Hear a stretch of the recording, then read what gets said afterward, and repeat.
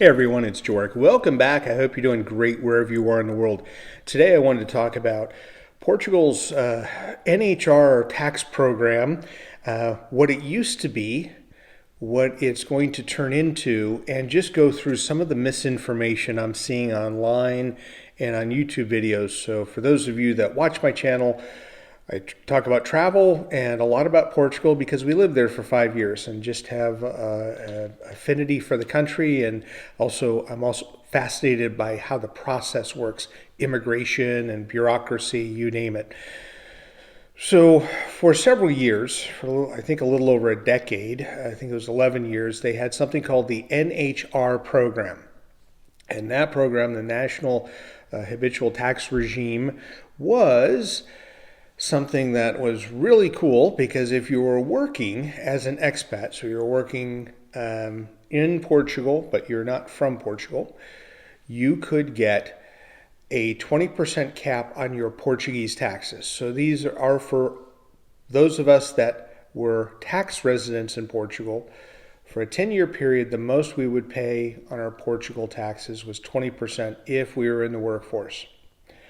If you were retired, so you're on a pension, there was a period of this NHR that there was zero tax liability. And then just after we arrived, they moved it to 10%, which is still minimal as far as your liability for Portugal. And then they decided to get rid of it and remove it altogether. So I will say this, when they did this, a year and a half ago now, there were several people that have just said, we're really interested in going to Portugal, get a little bit of a break for 10 years on taxes in Portugal. Most people going were D7, which means retired or on a pension. So, you have a kind of a tighter budget to work with. And so you're not necessarily looking to pay a lot of taxes, let's say in your 60s and 70s and 80s. So once that went away, although there are more people looking to move to Portugal, that really de-incentivized many people from going. And people in the workforce that were working in various different industries, I'll say high tech and some high demand jobs that were available in Portugal, less people were going to move to Portugal because, all right, there's not the ability to do this.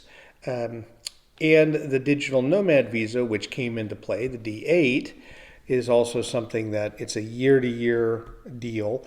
And again, people were looking to possibly do that and take advantage of this NHR program. But the NHR, the way it was, is gone, period. There's still misinformation about it. I just did a chat GPT and it would pay for the pro version, so it's the most up-to-date version.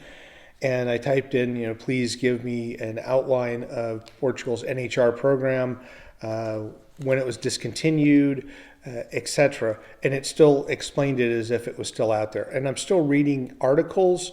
I'm also seeing things from real estate agents, a little shady, I think, and other outlets where they're still touting the NHR as it used to be. Well, they're looking to introduce a new NHR, and I'm putting down 2.0 because that seems to be what other YouTubers are doing.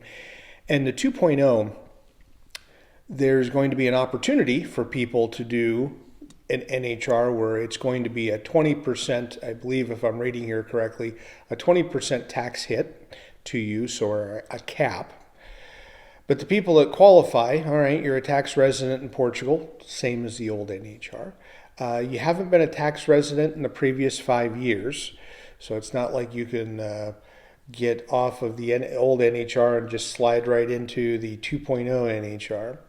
And then the kicker, and this is the thing that makes me scratch my head. I can't scratch my hair. I don't have any, but my head is that have to be working in some very specific industries. And what's interesting is I don't think, my opinion is, people are not moving to Portugal to work in any of these industries. And I don't know that a tax incentive is going to do that. So let's go into it. Teachers and scientists. So teachers routinely are paid minimum wage or just above that. People are not going to move to Portugal, I don't think, to become a minimum wage employee being a teacher. Scientists, Portugal has often touted the ability, or they want to be able to get like research scientists, things like that. By all accounts, and even speaking to people in the government, they haven't been able to do that. This isn't going to change that. They won't say that publicly, but they'll say that at the local snack bar personally. Also, people that are in the tourist industry. So what they didn't say is, are you going to be a tour operator, or are you going to be working in a hotel? Are you going to be a housekeeper, a porter, a cook? Are you going to do registration at a hotel? Does that qualify? Haven't been able to get a straight answer. I've contacted a few people in the Portuguese government that I used to live near. They were 2 buildings over, and I want to get clarification on that. IT, so in the tech sector. But the interesting thing about that is Portugal has some call centers that are in the tech center, but they're not minimum wage, but they're not what a certain person would be making in their home country doing a similar type of role. Research and development, high technological intensity activities. Be nice if they explain that a little better. Defense, environment, energy, and telecommunication, and activity of shared services centers. So to me, that's call centers. Now, people working for companies recognized by relevant government agencies, people working for startups certified by laws as a startup, people working in Madeira and the Azores who meet the terms of these regions, highly qualified professionals. So what they're looking at is potentially, if you're looking to move there and work, they're trying to say that we've got this tax incentive for highly educated people or people that are going to be working in several industries that frankly don't require a high education or any education. So what's interesting about this is that my wife worked in a high-tech industry.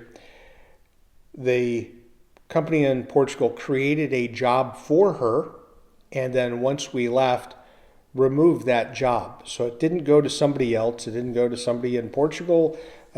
Someone in Portugal didn't create the job for a Portuguese person, so a national, and it wasn't kept open for another expat or a foreigner who could qualify maybe based upon this NHR 2.0. To me, it's a little convoluted because at the end, I really don't know who's going to be able to or who wants to be in Portugal as a startup, because with respect to Portugal, the people that I met at startups, there's a huge conference in November that is in the downtown arena, Altice Arena in Lisbon. The summit there, all of them want to get in a foothold. They all ask me, how do we get into your country? How do we get to the United States? They may start in Portugal and then they immediately want to move to another country once they scale. So I'm not sure how this is going to attract people. But where I'm going with this is, you just heard a lot of mumbo jumbo about different jobs. If you're going and you're retired and you think you're getting the NHR, it just isn't happening. So that's what I want to make sure that as you're listening to me ramble on this video, that does not exist and is not going to exist. I don't believe that's going to make a comeback, not with the government in place right now. And it was a 10-year run or 11-year run, I believe, that they had that. It's just not going to happen in Portugal. They're not going to bring back the old NHR, and if you are on a pension, that's not going to happen. So you're going to pay the regular taxes in Portugal. And for those of you looking at this NHR 2.0, I wonder if anybody is actually trying to do that. Please leave a comment, because I think the rest of us would like to know, what actual job do you have, or are you going to be employed in, where you're going to be able to take advantage of this? Some things I don't understand where they are going with this, but It's a very narrow, I think, set of people, extremely narrow set of people that would be considering this. But please leave a comment. Let me know what you think about that. I'm just curious here because as I'm making videos about Portugal, this is one where I just don't think there's going to be much interest. But tell me otherwise. Please leave a comment. As always, thank you so much for watching. Enjoy your travels.